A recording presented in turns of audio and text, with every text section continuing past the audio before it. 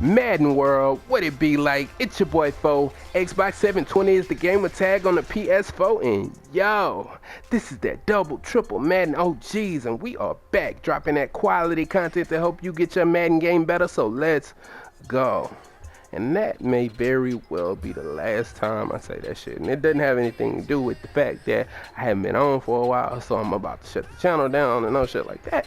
Great news, great news, great news for a channel update.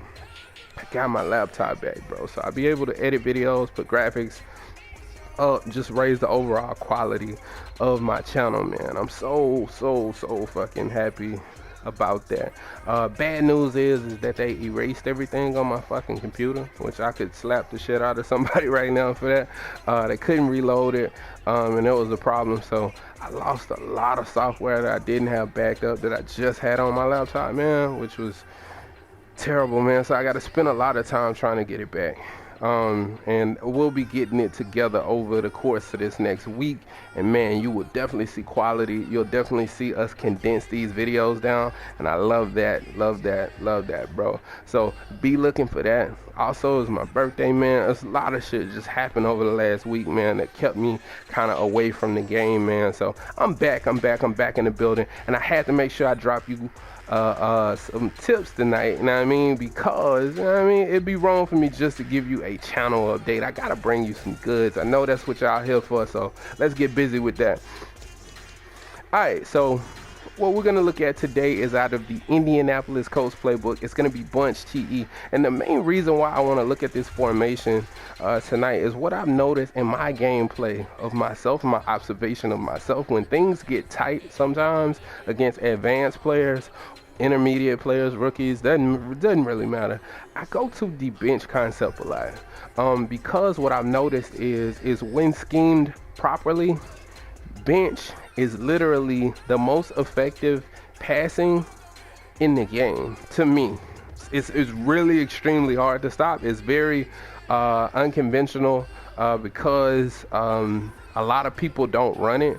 So you know, whenever I'm scheming with you guys, I always tell you how I love bench. If you have been in my catalog, checking my videos out, and what I decided to do was say, hey, why not scheme around it? Because it's always something that I'm giving you guys to compliment. Like, bench is always a compliment play.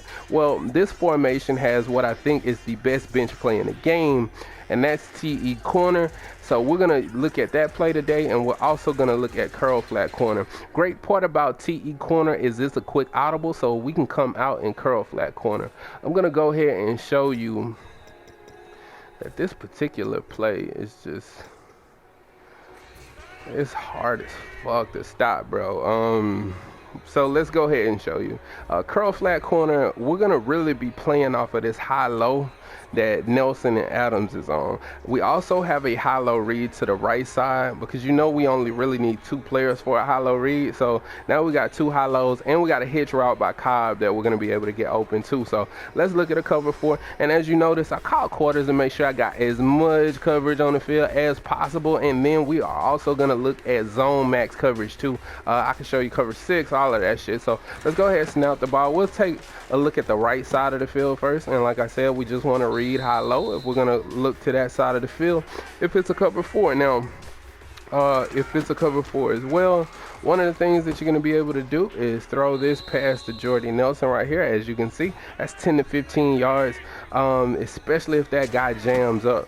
So if you notice he jammed up, we're also going to be able to dump this ball off right here. It's just a nice read that you could do. Another thing that we're going to be able to do with this play that we really like doing is clicking on, just like that. We'll flatten out by holding the left analog stick down, as you can see right there, because he gets really deep, but below the deep blues, right? So he goes up over everything, yellows, purples, everything, cloud flats. He goes up over all of that, but how deep his route is, and there we go. We're gonna be able to throw it. Just throw down, click on, go up and go get the ball. You can rock it and go get it. All right. So we'll call a cover 3 real quick. We'll move through that. So we look to the right side again, as you can see. With a cover 3, oh, look at him drop the ball. with a cover three, tight end is gonna get open simply because the curl flat's gonna shoot down to the swing route. We'll go ahead and call cover three, as you can see right here. Bro, he just nanoed in. Nobody fucking blocked him at all. Did y'all see that?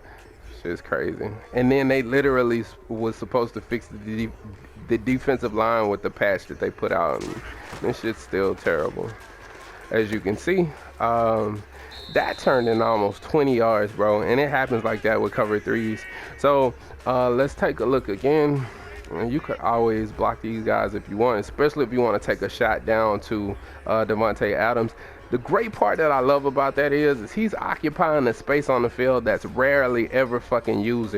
Most people don't run that far out, and if he starts running that far out and he's not covering the middle of the field, we got other plays in this formation that's gonna eat his ass alive over the middle of the field, all right? And I'm gonna show you, even with the two plays we're looking at, we can do that. So they're probably gonna want to pay attention to the middle of the field.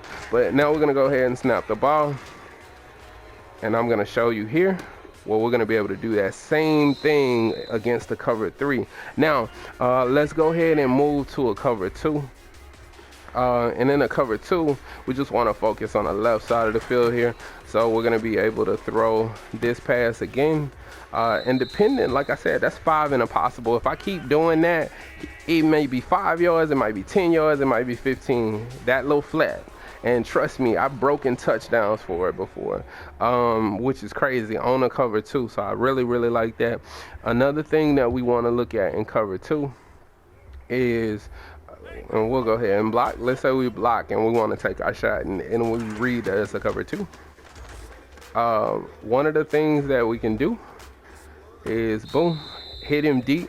And notice, this is a cover two now, and a lot of people like to play cover two. And the great part about this play is a cloud flat will not get deep enough, okay? But what we like about a cloud flat is a cloud flat will not also play low to play the out route either. He's just in no man's land. So remember how we, in previous videos, we were trying to figure out how to occupy a cloud flat in a cover two? Because sometimes he can be a bit problematic, so we were going low, intermediate, high to occupy him. Well, this is a great, great play because we don't have to have an intermediate route to occupy him, and we're still going to be able to throw to either our low or our high guy, okay? And another thing that I like about this particular play is that this is a great example of something a user may do. Because the yellow zone that's on the mid read, he actually ran all the way over to try to play that himself. And we were still able to beat him if he wasn't just dead on it. But I'm going to show you an adjustment that you can make in a cover two to make this even better. So let's just say that they like to play cover two over and over again. I know you run into people online like that. I know I do. What we can do, we can streak the tight end, and then we can block the running back here. And then what we can do is we can just wait, and then we can throw it right over the middle, right there. And we're able to hit. We just want to wait it out, because if it definitely, you know, if they've been playing the cover two and we read it as the cover two, like I said, we can just throw right over the middle and throw this same pass. And we could still have thrown to the outside. Wouldn't have made a difference where we went with that football. As you can see, the out routes open as well. So we got a lot of options here. So then we can go ahead and go to man-to-man coverage. And the adjustments I like to make with man are really simple. We can go with this out route. I mean, you know, I guess I don't really have to do that. Like, both of the out routes on both sides are going to be open against man. Against a man press, especially a man press player that's attacking a lot, what you want to do with Cobb, you could put Cobb on a nice slant route, and then you could just motion him out if you want. Snap the ball. And then he's going to be able to get open as well. So that's another thing that you can do. We can go ahead and move on now to the complement to this, because that's showing you, oh yeah, one more thing. I just want to show this to you real quick. Let's find a cover three drop.